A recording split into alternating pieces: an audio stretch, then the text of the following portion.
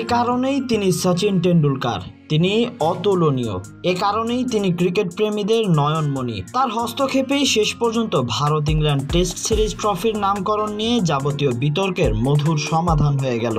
দুদেশের মধ্যে টেস্ট সিরিজে ট্রফির নাম পরিবর্তন করা হলেও থেকে যাবে পৌতুদির নামও। টেন্ডুলকার নিজে উদ্যোগী হয়ে এর সমাধান করলেন। সিদ্ধান্ত হয়েছে এখন থেকে ভারত ইংল্যান্ড টেস্ট সিরিজে জয়ী অধিনায়কের গলায় যে পদক দেওয়া হবে সেই পদকের নামেই হবে পতৌদি পদক। ভারতীয় ক্রিকেটে পতৌদি পরিবারের অবদান অপরিসীম। ইফতিখার আলী খান পতৌদি এবং তার ছেলে মনসুর আলী খান পতৌদি দুজনই ভারতের হয়ে প্রতিনিধিত্ব করেছেন এবং দেশকে নেতৃত্ব দিয়েছেন।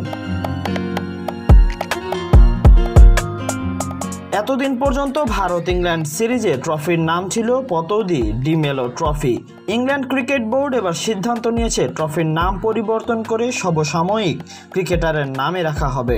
এই বিষয়টি প্রথমে প্রকাশ্যে আনেন প্রয়াত মনসুর আলী খানের স্ত্রী অভিনেত্রী শর্মিলা ঠাকুর। বিসিসিআইকে চিঠি দিয়ে তিনি জানান, ভারতীয় ক্রিকেটে পতৌদিদের অবদানকে স্মরণীয় রাখতে আদৌ কোনো পদক্ষেপ নেওয়া হবে কিনা সে বিষয়ে সিদ্ধান্ত নেবার দায়িত্ব এখন ভারতীয় ক্রিকেট বোর্ডের। এরপরই বিষয়টি নিয়ে জোর আলোচনা শুরু হয় ভারতীয় ক্রিকেট মহলে।